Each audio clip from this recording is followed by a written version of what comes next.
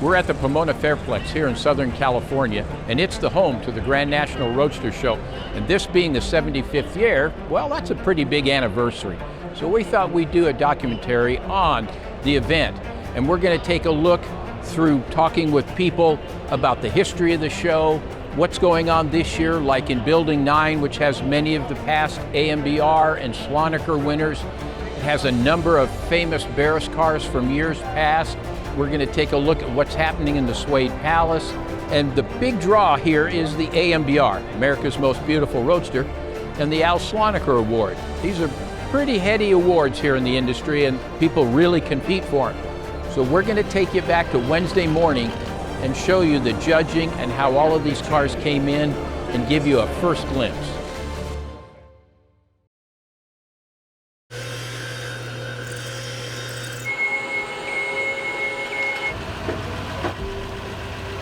Wednesday morning, bright and early, the competitors start coming in for judging. And I'm talking about the AMBR cars, America's Most Beautiful Roadsters. They get here by about 9 a.m., unload, and then they come into Building 4. Now, they're kept at the back of the building and out of sight. And the judges, they're up at their judging table, and they have a backdrop and a piece of carpeting that the car will be driven up to, turns, and then stops on that piece of carpeting. And then from that point on, the judging goes on. And the reason it's done that way is they don't want the judges to see the cars ahead of time, but they want to hear the car come up, they want to see the car turn, they want to see the car idle for a moment, and they want to see how well the driver fits in the car, because proportions are important.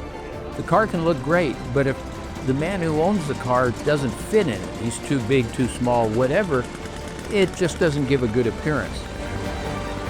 So that's all done for us to get a sense of the aesthetic value of the car, which is what's important. Remember, the award is America's Most Beautiful Roadster. So we're looking for cars that are, quite frankly, good looking. But what we can't see is the workmanship that's hidden underneath paint and upholstery. So builders oftentimes provide us with a bill book. Now, normally it's the builder, and he'll walk around the car and he'll talk about what happened here and there, and each of the judges ask their own personal questions because they want to know about something. And then that way, when we go to judge, we understand where the car's coming from. What did the owner want? What did the builder see? Did he hit the bullseye or did he miss the bullseye? Well, every year it's always a treat to see what cars will show up for AMBR. And some years you're going to get a lot of Ford Roadsters, and other years you're going to get a few Chevys, and then you get an occasional oddball. This year it was color. Now, for the past few years, very dark or black cars were prevalent. This year it hit us in the face. There are 3 orange 32 Ford Highboy Roadsters, and when you look at them, you realize they're all a slightly different shade of orange, but they're all bright orange, and they're all fun cars to look at.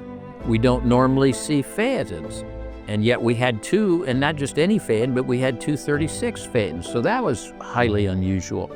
And we had a tribute car, and it was a tribute car to an old T-Bucket that was built back in 1981, and the fellow was impressed by that car when he was a young kid and always wanted to build it, so he built it. He nailed it. I mean, his car looks exactly the way the one that he saw on the magazine pages. One of the cars that's clearly a favorite this year is the 1936 Ford Roadster, fenderless Roadster, that's owned by the Myers family and was built at Rad Rides by Troy. Now, the man responsible for this build, and I literally mean responsible, is Adam Banks. Adam did the design work, he did all the fabricating, all the assembly. He even built the top from scratch, and he upholstered it. I mean, he didn't paint it or do the bright work, but he was involved in every other aspect of the build. And this is one of those cars where there was so much talent available and so much in terms of resources. We've ended up with a coach-built car. This car could be taken anywhere and compete against anything, and it is so beautiful. People will look at this and they may not even know what they're looking at, but they know it's pretty, and the workmanship is just unbelievable.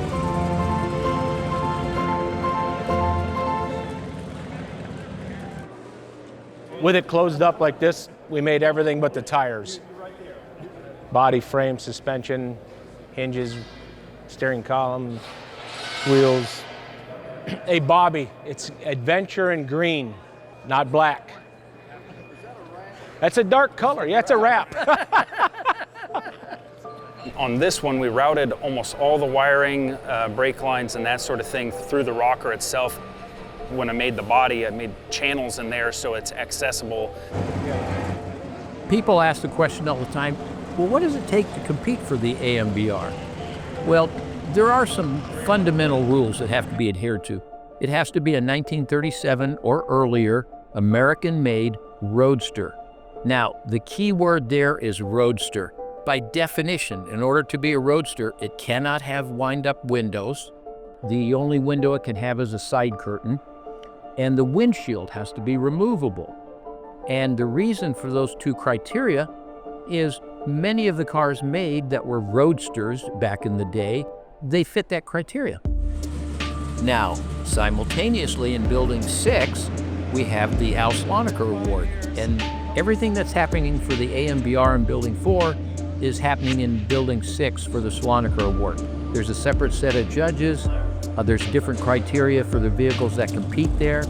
Because we do have America's most beautiful Roadster taken care of, virtually all of the vehicles that compete over here for the Slonaker are some form or fashion of a closed car, a closed vehicle. But the interesting thing here is it doesn't have to be a car. It can be a truck. It doesn't have to be a conventional car or truck. This year there's a thing. It's unbelievably well done, but that just gives you an idea. The canvas is much larger because we're looking for a car where you can use all sorts of expressions, so you're not limited by year and type of car. Over here, it's pretty much how creative can you get with something. And that's what the Slonaker is, and so the cars that compete for that are every bit as fantastic as anything that's ever won the AMBR. It's just a different style of build. ARP sponsors both awards and is singularly responsible for the design and the building and the perpetuation of the Slonaker Award. So that's really important. Kevin Doyle, John Buck, and I got together and had a powwow, and we wanted to make the Slonaker something bigger than it was. It had been a plaque and a small check. Al founded this show in the San Francisco area, and it was the first indoor show of its kind anywhere in the nation, anywhere in the world. And he made sure that it went year after year. Even when the word hot rod had a bad feeling about it, they were considered like outlaws or something. So he called it the Roadster Show in lieu of calling it hot rods. And between he and his wife Mary, they kept this show going for many, many, many, many years. And as part of that, making the Slonaker Award more special, we decided to match the level of payout to the AMBR, to put it on an equal level. The AMBR's been established for many years, but we wanted to elevate the Slonaker because we feel that Al and Mary are worthy of doing this. So I created a trophy out of billet aluminum that weighs 170 pounds. I guess the billet aluminum when it started was somewhere around 700 pounds, and they whittled it down to 170. We modeled it after the Borg Warner trophy, and it really is special. And we give the owner a 37-pound version of that trophy to take home with him. So you get memorialized on the perennial trophy, but you also get that special trophy to take home. We also build one for the builder as well. I feel it's important to give the builder something. I think the builder's been left out of this equation for far too long, and they should get something in return for their efforts.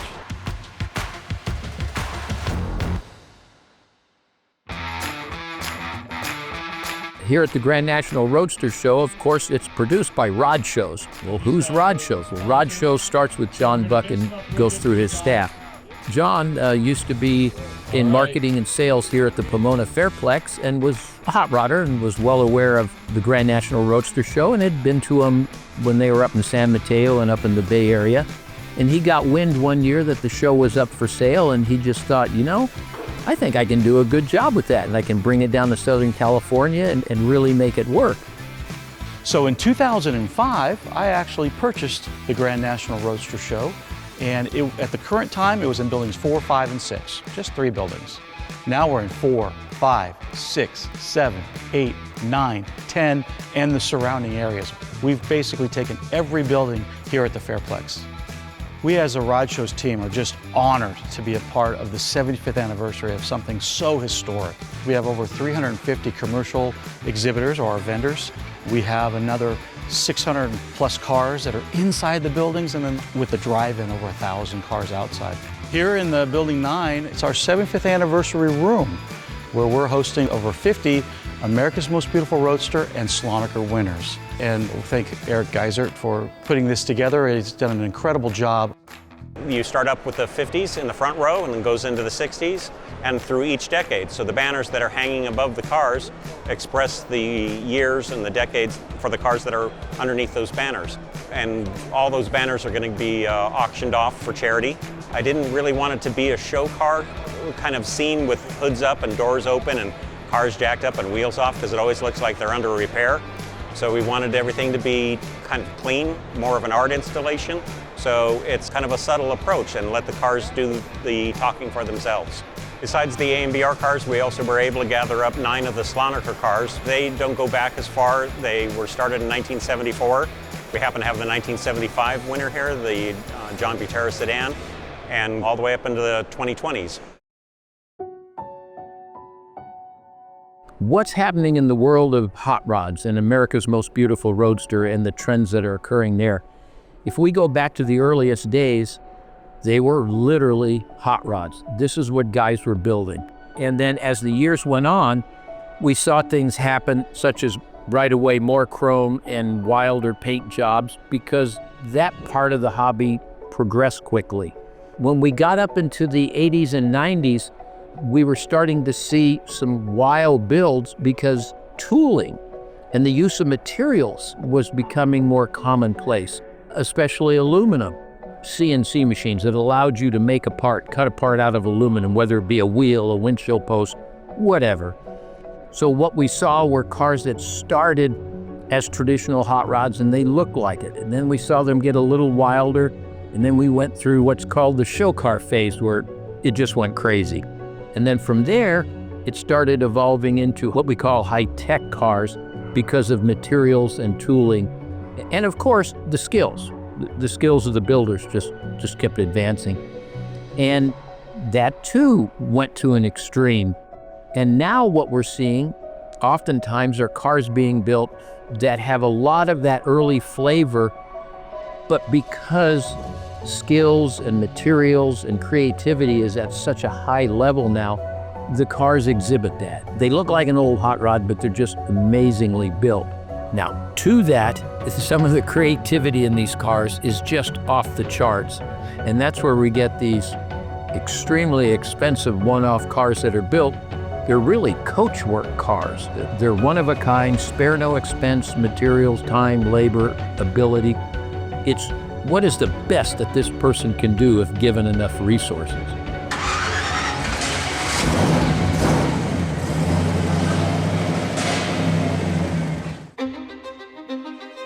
One of the ideas that John and I discussed a year ago in how this room might be able to go together and what it would look like would be the addition of a display honoring the 194 members of the Hall of Fame. And as it turns out, with those 194 members being inducted over decades of the show, it also represents the history of the show and the industry itself. I created these banners that are behind me, and each one has 10 members on it, and it runs through all the years. There's a little biography on each person, and I was able to dig up some vintage photographs to illustrate who they were, and that's on the boards as well. And this year, as a unique deal, and it was just kind of a spur-of-the-moment thing, since we knew that there were going to be so many Hall of Fame members showing up, that we would put them in a line and have them autograph some things for the people that are here. And it was astonishing the amount of people that showed up to get autographs from 40 to 50 of the Hall of Fame members. We had them all lined up in front of their boards. and it went on for 2 hours. Everybody was just ecstatic with the way it turned out and the people that were getting their items autographed. And this year there were 4 inductees, and I was one of them. So I was very lucky to be included into the club, and it was probably the highest honor in my life.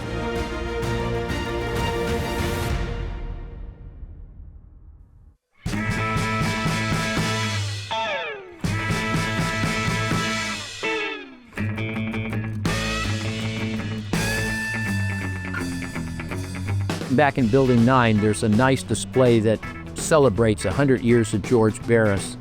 And many of these cars are now under the care and feeding of a fellow by the name of Dave Schutten. He's especially skilled and knowledgeable in the world of customs.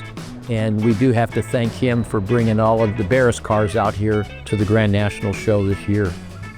If you're familiar with the Munsters, you know it's all about these Gothic monsters. And Herman, which drove the Munster coach, which is right next to us. Yep. But Grandpa, you know, he was a vampire, and vampires have coffins. And it was a really super right on the nose thing to do, but it was a huge hit to take this Dragmaster chassis. Yep. It's got a 289 Ford with a Mickey Thompson cross ram, all this bitchin' stuff, and they literally made a dragster out of a coffin. Can I bring somebody into this that would help? Sure. Hey, Butch. Butch, get right between us if you would. Tell us a little something about this. What was it like for you back in the day? Well, can you imagine being an 11-year-old kid on a hit show, which is enough, but then having the coolest cars? George Barris was down the street. Yeah. Not only did I get a chance to go visit him, he supplied us with the Munster coach, and then they wrote an episode where he lost the Munster coach, and the Dragula was created to win back the car. Okay. Now we have 2 Barris cars on the show, which no other TV show had, obviously. Exactly, yeah. And this is like the coolest iconic thing ever. I mean, people to this day still remember the Dragula because it was really the race car. The coach ran well, but this baby, horsepower to weight ratio was crazy.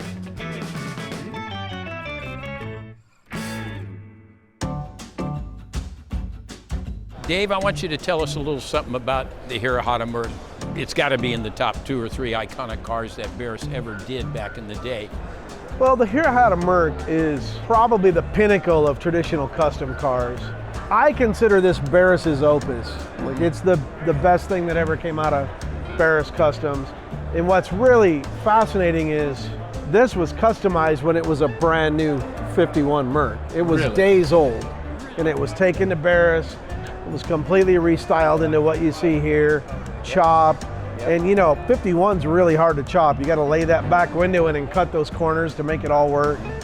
All this killer trim around the windows, everything that they did, the Buick side trim, everything on this thing just worked aesthetically and functionally.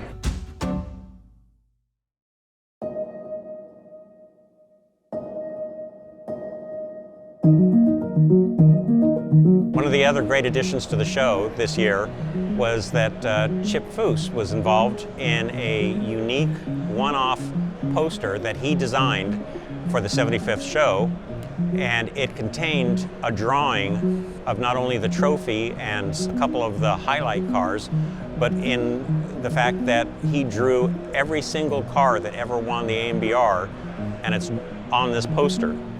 So he got it done just in time, and he had 350 of them that he had pre-signed and put into tubes, and those sold out in minutes. So he had called his printer that was over in Cyprus, asked him if he could print some more, like 500 more, and he said he could have them done in an hour and a half, and they got delivered, and he just finished it up after 3.5 hours of signing. Met everybody like Chip does. Chip does awesome work and everything that he does, but the work that he does greeting people is above par. It's always the best and makes everybody feel that they've known him forever.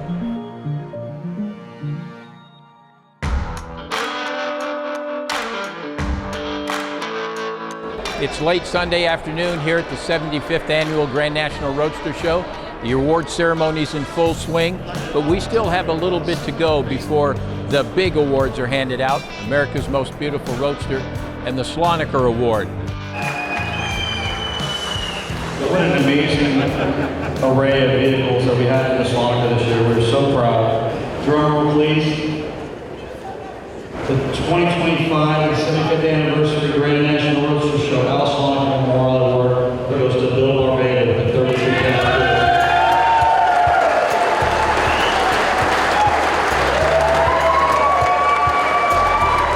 So we just found out we won the Slonaker 2025 and we're excited. Still letting it sink in. This is our second one and couldn't be happier for Bill and Angela.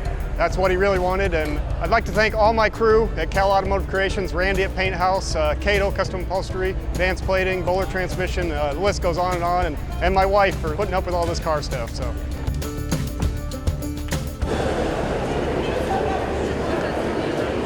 All right, 2025 America's Most Beautiful Roadster goes to Mr. Ross Myers.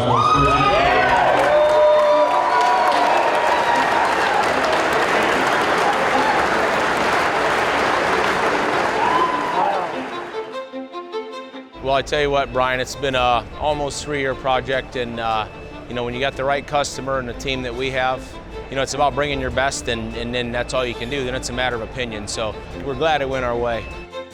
We always hope to win, but what I'm going to say is the quality of the cars in the industry as a whole keeps getting higher and higher, and so it's humbling when we're selected. You know, I've been blessed in my career with the customers I have, George and Wes and Ross and Mariani's, it could go on, but I mean, Ross came to us and me and Adam and talked about this project about probably almost 7 years ago at SEMA, and you know, wanted to do a 36 for Amber contender, as he said. And me and Adam were like, oh man, we already did a 36, and then him and Adam came up with the idea of a fenderless Roadster, and obviously a challenge, so then we were up for it. So, and I think that's the X factor, and Ross and Beth, I mean, he turned us loose. I mean, he let us make all the decisions and stood behind it, and he just, you know, he said, let the artist do the work, and I mean, he didn't even know what color it was until he visited the shop at Thanksgiving time. I'd like to thank Ross and Beth Myers for letting us build the car and giving us unprecedented freedom and creativity on the car. I want to thank John Buck and everybody that puts the show on, the Grand National Roadster Show. I want to thank our families for their sacrifice and letting us do things that we love to do. Just proud of the moment, and thankful to our customers, yeah.